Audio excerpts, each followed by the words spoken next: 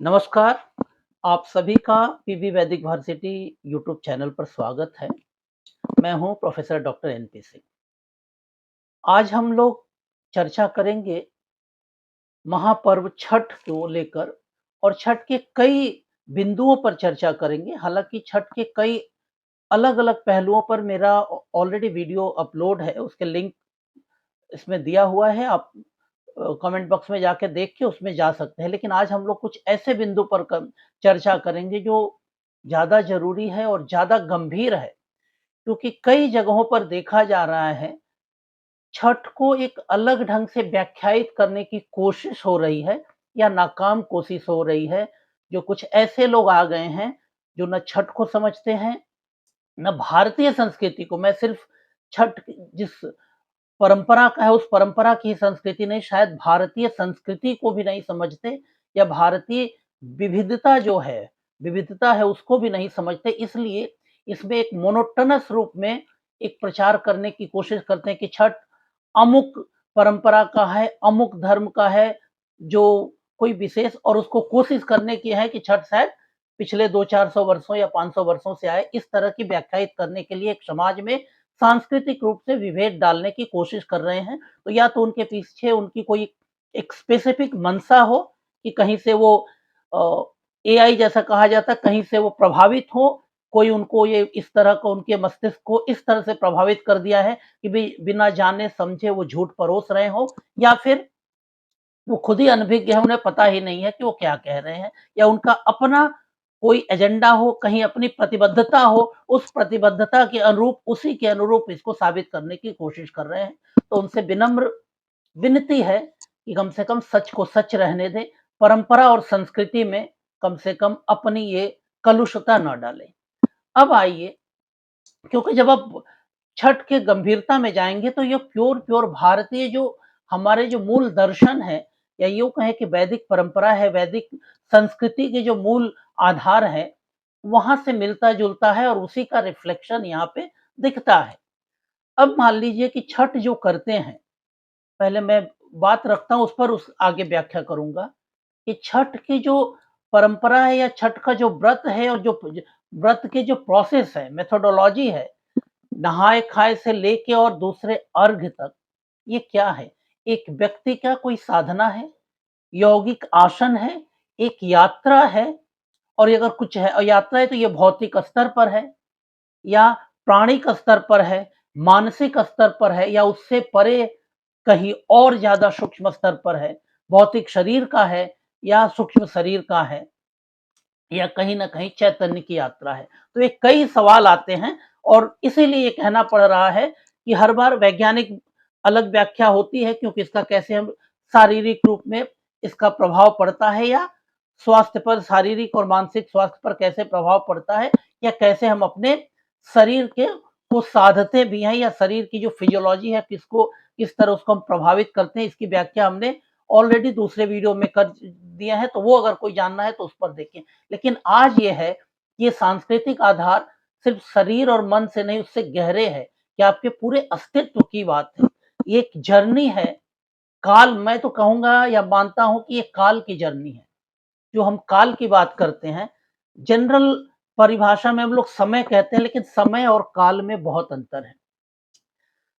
समय रुक जाए तो आपकी साँस नहीं रुकती, साँस चलती रहती, घड़ी की सुई के हिसाब से साँस नहीं चलती। हालाँकि बताया जाता है कि आपकी उम्र इतने दिनों की है, इतने वर्षों की है, या कोई अगर अस्वस्थ है तो कहा जाता है इतने घंटों में शायद ये इनके प्राण चले, उसके बाद ये हो जाए। तो घंटों से प्राण नहीं चलते, प्राण की अपनी गति है, और प्राण की अपनी गति की अपनी है कि हर प्राण समय की जो हम लोग सेकंड या घंटे को परिभाषित करते हैं, उसके अनुरूप प्राण नहीं चलती। प्राण का अपना एक संदर्भ है, अपना एक गति है, और उसका अपनी एक तारतम्य है, और काल का भी है। क्योंकि एक व्यक्ति को जब आप स्वस्थ और अस्वस्थ की बात करते हैं, एक सिंपल एग्जांपल से बात कहूँ कि जैसे कहा जाता है कि आपको स्वस्थ रहने के लिए 8 घंटे सोने हैं या 6 घंटे सोना है। ये एक जनरल टर्मिनोलॉजी यूज़ किया जाता है। एक समय की बात आ गई। लेकिन वैदिक संस्कृति में आएँगे या सचमुच एक व्यक्ति के स्वास्थ्य या अस्तित्व को समुचित रूप में, स्वस्थ रूप में देखना चाहेंगे, तो ये 6 घंटे और 8 घंटे की नींद की बात नहीं आएगी। किस प्रहर में आप सो रहे हैं, उस प्रहर में बहुत बड़ा इम्पोर्टेंट है, क्योंकि रात में सोने का समय है, रात के किस प्रहर में आप सो रहे हैं और सुबह के किस प्रहर में उठ रहे हैं, ये बहुत इम्पोर्टेंट है। सिर्फ 8 घंटा किसी भी समय सो लिए, वो वैदिक संस्कृति के हिसाब से सही नहीं है, हालाँकि आज वेस्टर्न लोग भी मानने लगे हैं सर्काडियन रिदम से। तो ये काल की बात आती है कि आपका शरीर भी है और आपकी फिजियोलॉजी भी इस जो काल के साथ उसका संबंध है, समय के साथ नहीं है। तो इसलिए ये जो छठ भी है, एक जर्नी है काल की, और काल का मतलब इसको नकारात्मक रूप में मत करिए। काल जो है, काल में समय भी है और स्पेस भी है। तो इसलिए काल को सिर्फ ये उस रूप में मत देखिए। काल अमूर्त भी है, मूर्त भी है। काल आपके विनाशक भी है और काल कहीं न कहीं हमारी पूरे अस्तित्व को एक एक काउंटिंग या एक हमारे लिए एक एक्सटेंशन भी देता है कि हमारा जीवन या हमारा अस्तित्व किस रूप में, कितने परिधि में और कितने व्यापक स्तर पर है या रहेगा। तो ये 2 तरह की चीज़ें हैं। तो क्योंकि हर चीज़ का एक समय पर वो अंत होना है, तो काल उसके भी निर्धारण करता है कि ये कभी न कभी नष्ट होगा, विनष्ट होगा, विनष्ट होने के बाद फिर नई सृष्टि होगी, क्योंकि जो विनष्ट होता है, वो रूप विनष्ट होता है, वो तत्व विनष्ट नहीं होता, वो तत्व फिर रिसाइकिल होके ना किसी रूप में फिर से वो आती है। तो काल एक ये करता है। दूसरा काल एक गणना की बात आती है कि जो भी अस्तित्व है, उसका एक्सटेंशन इस कालखंड में कितने देर तक का है, इस कालखंड में उसकी मौजूदगी इस रूप में, इस फॉर्म में कितने रूप में है। और तब जब हम जाते हैं तो छठ की बात आती है, तो छठ यही जर्नी की बात करती है कि अपने कालखंड की जर्नी करती है।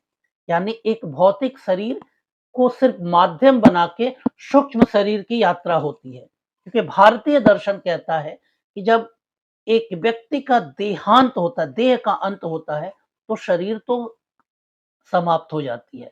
शरीर के साथ सूक्ष्म शरीर भी चली जाती है, लेकिन कॉन्शसनेस जो चैतन्य है वो रहता है, क्योंकि वो सीधे न सीधे कहीं न कहीं हम जो यूनिवर्सल कॉन्शसनेस है उसी का पार्ट है, तो वो रह जाता है और वही फिर कैरिड फॉरवर्ड होता है।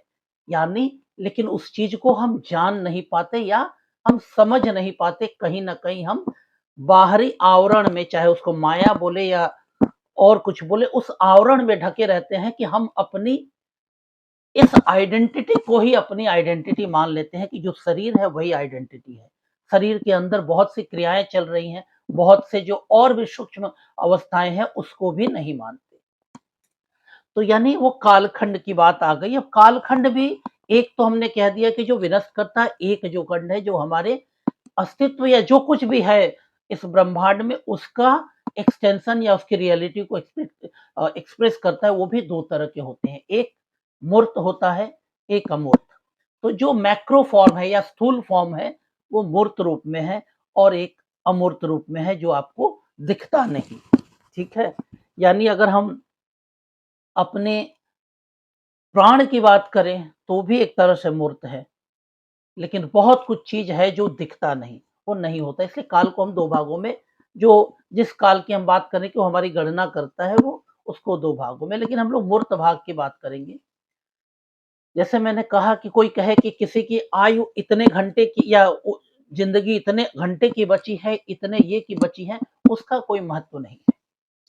क्योंकि जीवन के श्वास का इस काल के साथ संबंध है, तो काल के अंदर उस प्राणों का, उस जीवन के वाइटल फोर्स का विस्तार या संकुचन किस रूप में है और किस रूप में अंतर संबंध है, वो बहुत बड़ा इम्पोर्टेंट है। तब जीवन में आप उस अस्तित्व को उस रूप में रख सकते हैं और उसी रूप में उसको आप स्वस्थ या स्वस्थ कर सकते हैं, या अगर स्वस्थ है तो स्वस्थ कर सकते हैं। अगर उस अस्तित्व को उस कालखंड के रूप में, जिस रूप में वह नॉर्मल रह सकता है या जिस कालखंड के साथ उसका अंतर संबंध स्वस्थ रखता है, अगर उसको उसी अंतर संबंध के साथ अगर रखते हैं, तो फिर हम एक व्यक्ति को या एक अस्तित्व को सहज स्वस्थ जीवन दे सकते हैं। छठ उसकी एक यात्रा है। इसको थोड़ा ध्यान से समझना होगा कि काल को हम एक और भी रूप में समझ सकते हैं कि काल एक अस्तित्व भी है, एक अस्तित्व के साथ उसका एक अपना एक्सप्रेशन भी है, एक किस रूप में एक्सप्रेस करता है और उसकी अपनी एक एक्टिविटी भी है। यानी हम एक व्यक्ति के रूप में अस्तित्व व्यक्ति के रूप में अस्तित्व है या एक जीव के रूप में अस्तित्व है। तो हर जीव का ही अस्तित्व है, तो हम सब कॉमन एक अस्तित्व है। हमारा अपीयरेंस है, हमारा एक अस्तित्व आया है कि रिफ्लेक्ट हुआ है, वो एक है और इसकी अपनी एक प्रक्रिया है और इस प्रक्रिया के साथ-साथ धीरे-धीरे और इसके पीछे कहीं न कहीं काल भी काम कर रहा है काल, लेकिन काल के पीछे हमारा चैतन्य है। तो ये जब एक व्यक्ति अब छठ करता है, ये बेसिक हमने समझाया, अब हम आ रहे हैं, जब एक व्यक्ति या महिला या पुरुष कोई भी छठ करता है, तो छठ की यात्रा क्या होती है? शरीर का तो माध्यम है क्योंकि जब व्यक्ति है, तो समाज में या इस अस्तित्व पर शरीर के माध्यम से होता है रिफ्लेक्ट अपने आप को प्रस्तुत करता है, लेकिन थोड़ा-सा गंभीर और जाइए, तो शरीर से भी थोड़ा-सा सूक्ष्म स्तर पर जाते हैं, तो ये पंच महाभूत की बात आती है कि पंच महाभूत के माध्यम से रिफ्लेक्ट करता है। लेकिन अब इसी के साथ हमारे और एक चीज आती है कि पंचकोश की बात आती है। अन्नमय, प्राणमय, मनोमय, विज्ञानमय और आनंदमय कोश। जब छठ की यात्रा होती है, तो आप शरीर से परे थोड़ा सूक्ष्म स्तर पर जाते हैं, क्योंकि आपका नहाए-खाए होता है। इसका मतलब शरीर में जो था, शारीरिक शोधन के साथ आप शुरू करते हैं, वो शोधन शरीर के बाहर का ही नहीं होता, अंदर का भी शोधन होता है। यानी उसके पहले तक जो भी आप भौतिक रूप में शरीर को देख रहे थे या जो भी अपने इंद्रियों का उपयोग कर रहे थे, उससे विरत होते हैं, सूक्ष्म स्तर पर जाते हैं। तो नहाए-खाए का मतलब ही हो जाता है कि वो शोधन शारीरिक स्तर पर और बाहरी और अंदर भी होता है कि इस तरह की खाना खाते हैं ताकि शरीर में जलीय तत्व ज्यादा हो, सॉलिड या गरिष्ठ चीज कम हो, ताकि जीवन में प्राण चलता रहे, लेकिन अंदर के अंदर जो भी गरिष्ठता है, सॉलिडिटी है, वो निकल जाए। यानी कि आप अपने अंदर में जो भी है उस मैक्रो या स्थूल से सूक्ष्मता की ओर जर्नी करते हैं नहाए खाए से, और उसके बाद दूसरे दिन खरना और फिर जब व्रत करते हैं, तो धीरे धीरे आप क्या करते हैं कि स्थूल से सूक्ष्मता की तीर और जाते हैं। यानी नहाए खाए से आप अपने अन्नमय कोश को छोड़ते हैं, आपकी जर्नी स्टार्ट होती है प्राणमय कोश से। ये कोई हठ योग नहीं है, इसमें आसन करते हैं, नहीं। एक एक अंतर यात्रा है कि शरीर होते हुए शरीर को माध्यम बना के आप नहाए खाए से शरीर को छोड़ते हैं, यानी शरीर के साथ अपनी अटैचमेंट को छोड़कर प्राणमय कोश के साथ जर्नी करते हैं। आप सोते भी हैं ऐसी जगह पर ताकि सबसे अलग, सबसे कट के शारीरिक कोई या कोई अटैचमेंट किसी भी तरह की ना हो, कोई भी तरह की लालसा ना हो, किसी भी तरह की लग्जरी ना हो। आप उस यात्रा में जाते हैं प्राणमय कोश की, यानी आपकी सूक्ष्म यात्रा होती है। अब मान लीजिए जब काल की गणना और प्राण के साथ करते हैं, तो एक बहुत अच्छा है कि हमारी परंपरा में कहा गया है कि अब प्राणों के साथ काल की जो गणना है, या हमारे सिर्फ काल की ही नहीं, हम जिस गणना में अपने आप को रखते हैं, वो हमारे प्राणों से उसकी गिनती शुरू होती है। अब प्राण क्या है? ये हम सभी जानते हैं, प्राण हमारे लाइफ फोर्स है। हमारे जीवन का अस्तित्व की जो ऊर्जा होती है, वो प्राणों के माध्यम से होती है। वो 10 प्राण होते हैं, उस पर हमारे अलग वीडियो है, अगर प्राण पे देखना चाहें तो देख लें। लेकिन अगर जो हमारे 6 प्राण होते हैं, उसको गणना काउंटिंग के रूप में हम मानते हैं कि 6 प्राण को 1 विनाड़ी बोलते हैं या 1 पल बोलते हैं। अब उसी तरह अगर 60 विनाड़ी हो जाती है, तो 1 घटी या नाड़ी होती है, और उसी तरह 60 नाड़ी होती है, तो आपका 1 दिन यानी दिन और रात होता है। 24 घंटे की बात हम नहीं करते। ये हमारी परंपरा में है, क्योंकि हम घंटा तो हमने बाद में बना लिया घड़ी के हिसाब से, लेकिन जब उस रूप में करते हैं, हमारी जो सांस वो चल रही है और हमारे सांस के साथ जो बाहर के आसपास का दिन रात हो रहा है, जो परिवर्तन हो रहा है कालखंड में, उसका संबंध है। यानी हम इस कालखंड के हिस्से हैं और हमारे अंदर जो प्रक्रिया चल रही है, उसके साथ भी बाहरी कालखंड का अंतर संबंध है। तो एक 6 प्राण से चलते-चलते जब हम नाड़ी और फिर दिवस तक चलते हैं, और 30 दिवस जब होता है, तो 1 मास की हम लोग बात करते हैं, फिर 3 मास 2 मास का ऋतु और फिर इसी तरह हम लोग 6 ऋतु में जाते हैं धीरे-धीरे, तब उस पर नहीं जाते। यानी प्राण के साथ जीवन का संबंध उस काल का है। अब आप इस प्राण के को उस काल में किस रूप में विस्तारित हैं और किस रूप में आप संकुचित है, या आपको जिस कालखंड में जो ये अस्तित्व मिला है उस अस्तित्व का रिफ्लेक्शन यानी एक्सप्रेशन और उसकी एक्टिविटी काल के साथ जो अंतर संबंध आप करेंगे, उसी रूप में आपका जीवन या अस्तित्व स्वस्थ या अस्वस्थ रहेगा और उसकी लेंथनिंग या उसकी जो सीमा या अवधि रहेगी, कितनी ज़्यादा रहेगी, कितनी कम रहेगी, ये 50 साल, 60 साल, 100 साल, ये आज के कैलकुलेशन है और इस कैलकुलेशन के हिसाब से करेंगे तो आप गलत होंगे। अगर अगर कालखंड के साथ अपना अंतर संबंध बना के रखते हैं, तो वो आप अपनी इस चीज़ को और आकलन कर सकते हैं और आप इसको या तो दीर्घायित या संकुचित कर सकते हैं। तो जब छठ में हम शुरू करते हैं, तो छठ अन्नमय कोश से शुरू करते हैं, लेकिन अन्नमय कोश से शुरू नहीं करते। अन्नमय कोश से आगे बढ़ते हैं, अन्नमय कोश को माध्यम बना के जो हम स्थूल शोधन की बात करते हैं, बाहर और अंदर की शोधन करके हम प्राणमय के साथ जाते हैं धीरे-धीरे और प्राणमय के साथ-साथ ही मनोमय कोश में जाते हैं कि हम डिस्टॉर्ट करते हैं अपने आप को, हर चीज़ से डिटैच करते हैं। उसमें सबसे बड़ी चीज़ आती है हमारे छठ की जो लोक गीत है, वो गीत यानी कि गीत श्रवण करते हैं, यानी हमारे आकाश तत्व को, यानी हम अपनी और सूक्ष्मतर स्तर पर जाते हैं गीत के स्तर पर। अब एक चीज़ और यहाँ पे बोल दूँ ताकि उन लोगों के लिए सही जवाब मिलेगा जो झूठ-मूठ को इस परंपरा या अमुक व्यक्तिवादी किसी विचारधारा से प्रभावित ऐसा करते उनको बता दें। एक गीत जब इसमें गाई जाती है कि काँच ही बाँस के बहंगी या बहंगी लचकत जाए और उसमें एक लाइन बोला जाता है कि तू तो हवे रे आन्हर बहंगी छठ मैया के घाट जाए। ये बताने का मतलब कि जो व्यक्ति जा रहा है वो सचमुच अंधा है, फिजिकल अंधा की बात नहीं है। आप जो जा रहे हो, अगर आप उस स्तर पे हो, अभी भी अगर भौतिक स्तर पर अटैच हो, तो आप अंधे हो, आपको पता ही नहीं कि कहाँ जा रहे हैं। आप जा रहे हैं छठी मैया के पास ही जा रहा है, आप जिस रूप में भी जाएँ। लेकिन उसके लिए क्या है कि काँच ही बाँस की बहंगियाँ कच्ची होनी चाहिए, यानी आपके अंदर में वो रिजिडिटी नहीं होनी चाहिए, वो लचीलापन होनी चाहिए, इसलिए बाँस के कच्चे बाँस की बात आई है, कि कच्चे बाँस ही लचीला होती हैं और बाँस जो पक जाते हैं, बड़े हो जाते हैं, वो टूटते हैं, तो कच्चे होने चाहिए। आपके अंदर वो समर्पण होनी चाहिए कि आप किसी बदलाव को, किसी चीज़ को स्वीकार करने के लिए तैयार हैं, कि आपने पहले ही रिजिड नहीं मान लिया कि आप जो हैं वही सच है, वही अंत है। तो अगर आपने वही मान लिया, तो आप अपने फिजिकल आइडेंटिटी से अलग हट ही नहीं पाएँगे। लेकिन आपकी फिजिकल आइडेंटिटी कुछ नहीं है, क्योंकि फिजिकल आइडेंटिटी भी अगर आज मॉडर्न साइंस के रूप में सोचे तो वो सेल से बनी है। आपके शरीर, हाथ-पैर और चेहरा नहीं, वो एक-एक सेल से बनी है और एक-एक सेल में फिर वही कार्बन, हाइड्रोजन, ऑक्सीजन की बात आती है।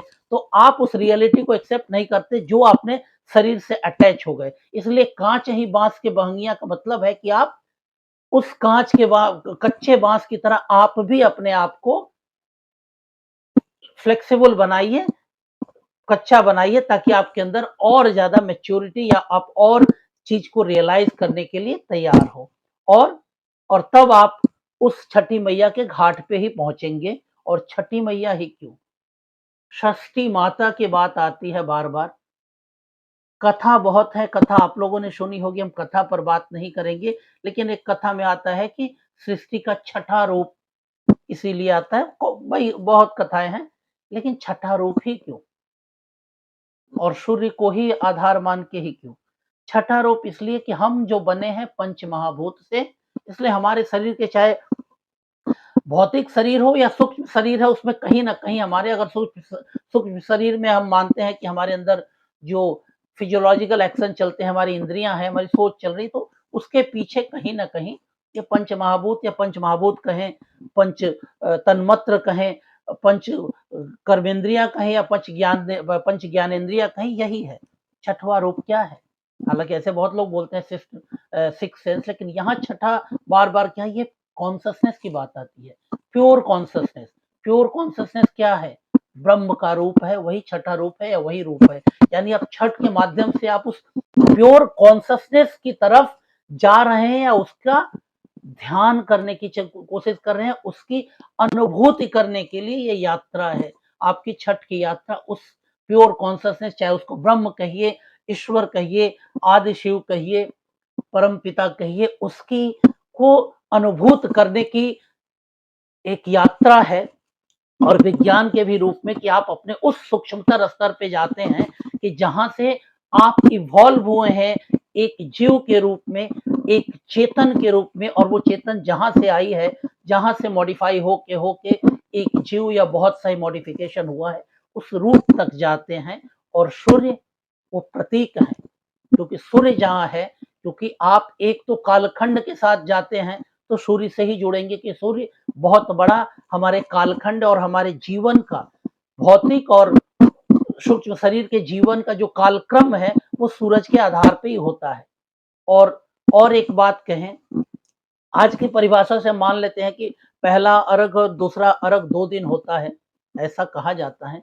लेकिन अगर भारतीय दर्शन के हिसाब से कहते हैं तो सूर्योदय से लेके अगले दिन सूर्योदय तक का 1 दिवस माना जाता है। यानी आप पहला अर्घ दे रहे हैं जिस दिन सूर्यास्त के बाद, दूसरा अर्घ अगले दिन सुबह दे रहे हैं, लेकिन सूर्योदय के बाद दिन बदलेगा भारतीय दर्शन के हिसाब से।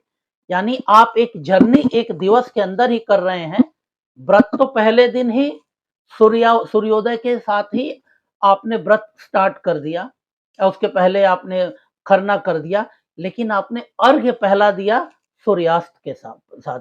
दूसरे दिन आपने दूसरे अगले सुबह दूसरा दिन, अगर दिन बदलेगा कब? सूर्योदय होने के बाद। यानी जब आप अर्घ देने के लिए तैयार है, उस दिन आप उस घड़ी में खड़े हैं कि दिन बदलेगा, माने एक दिवस से दूसरे दिवस की, एक दिवस का अंत और दूसरे दिवस की शुरुआत की उस काल में खड़े हैं और अर्घ देते हैं, और अर्घ देने के साथ दिन बदलता है। तो अब पहले दिन अर्घ आप सूर्योदय में नहीं देते, सूर्यास्त में देते हैं। एक जर्नी है, क्योंकि एक माया का आवरण तोड़ना है। आप अर्घ दे रहे हैं, सूर्य डूब रहा है। एक अगर भौतिक स्तर पर देखें तो जाहिर है डूबते हुए सूरज को देख रहे हैं, रोशनी जा रही है, प्रकाश खत्म हो रहा है, यानी धीरे-धीरे प्रकाश की जो क्षमता है वो कम हो रही है, क्षीण हो रही है। उसमें भी हम खड़े होके अर्घ दे रहे हैं, ताकि हम उस क्षीणता में भी अपने आप को समर्पित कर रहे हैं कि हम क्षीणता के साथ, जिससे क्षीणता भौतिक स्तर पर जो क्षीणता या दीनता लग रही है उसके प्रति भी हम समर्पित है, विनम्र है। यानी हमारे अंदर का जो अहंग बोध है, अहंकार कि मैं ही मैं हूँ और दूसरा कोई नहीं है, उसको हम रोक रहे हैं, उसके प्रति हम अपने अंदर से वो शेड आउट कर रहे हैं। यानी हम अपने अंदर, जो मैंने कहा कि कांच ही बांस के भंगिया वाली बात, तो हम अपने अंदर वो फ्लेक्सिबिलिटी ले आते हैं कि नहीं, इस रूप के सामने भी समर्पण होना है, क्योंकि ये अंतिम रूप नहीं है, ये फिर सूर्य निकलेगा।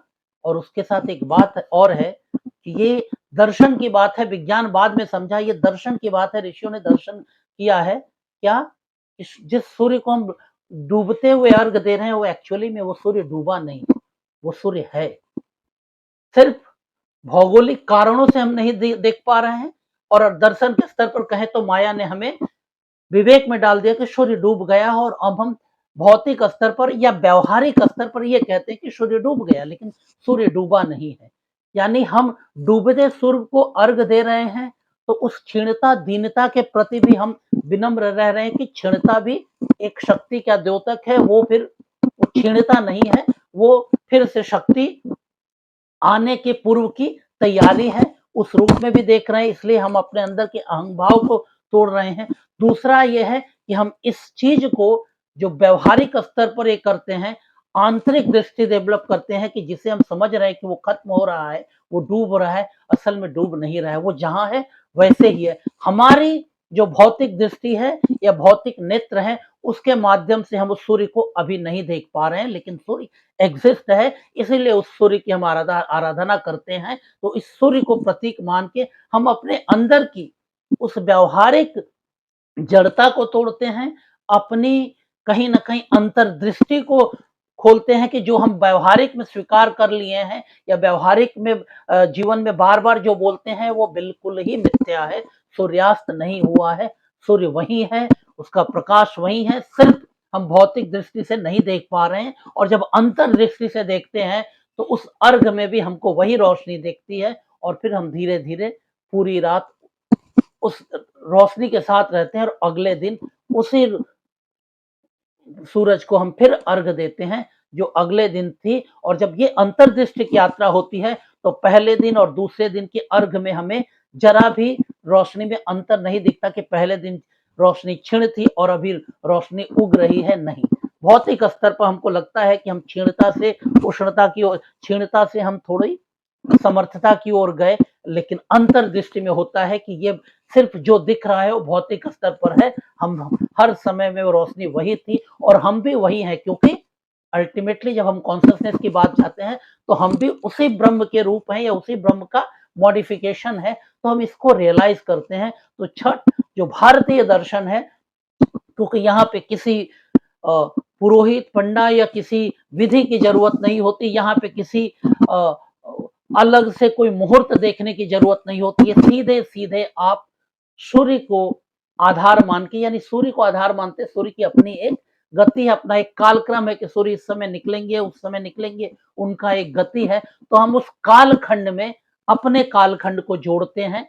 इसमें हम किसी भी और समय की परिभाषा या समय की गणना के आधार पे नहीं करते हैं, कोई मुहूर्त नहीं होता है। ये पूरा ही पूरा एक व्यक्ति या यूं कहे कि एक अस्तित्व जो स्थूल रूप में दिख रहा है उसकी सूक्ष्मतर अंतर यात्रा, अंदर से बाहर की ओर या बाहर से अंदर की ओर की यात्रा है और एक तादात्म्य में करने की यात्रा है कि हम जिस ब्रह्मांड के अंश है उस ब्रह्मांड को समझने के लिए एक अंतर्दृष्टि हमारे अंदर डेवलप हो और हम उस रूप में महसूस करें या अनुभूत के स्तर पर जाएं। और जब उस अनुभूत के स्तर पर चले जाते हैं तो बिल्कुल हम वो सूक्ष्मता को समझ लेते हैं, अपने तन्मात्र को, अपने पंच महाभूत को और उसके कालक्रम के साथ उसके संबंध को, इंटीग्रेशन को, और तब हम शारीरिक और मानसिक रूप में भी स्वस्थ होते हैं।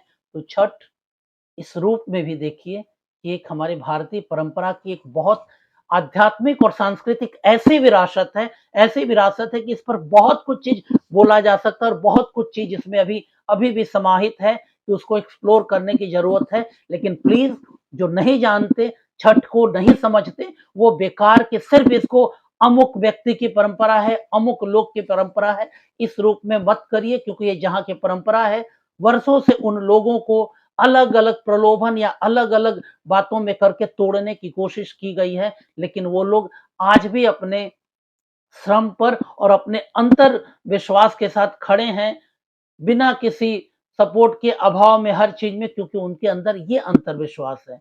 तो छठ में आप सभी को लिए बहुत बहुत धन्यवाद कि छठ आपके भी जीवन में वो सुधार लाए, वो बल लाए, वो संस्कार लाए कि आप कम से कम आप भी समर्थ हो और ऐसे लोगों के अंदर भी वो प्रभाव लाए जो गलत और उल्टा सीधा प्रचार कर रहे हैं, कम से कम उनके अंदर सद्बुद्धि आए कि छठ को समझे और छठ को समझने के लिए जब तक उस संस्कृति से नहीं जोड़ेंगे जिस जमीन के है, ये हमारी जमीन की, हम उस जमीन के हैं, इसलिए हम ज्यादा समझते हैं। हम लोग ने बचपन से इसको जिया है, इसको महसूस किया है, इसलिए जो लोग नहीं इसको जिए हैं, इसी घरों में बैठ के कृपया कृपया इस पर टिप्पणी न करें। ये कहीं ना कहीं हमारी आस्था पर, हमारे विश्वास पर और हमारे अस्तित्व पर, और हमारे अस्तित्व ने बिना किसी ये कि अपने बल पर किस तरह टिका हुआ है उस पर सवाल उठाता है, उस पर आपका कोई हक नहीं है।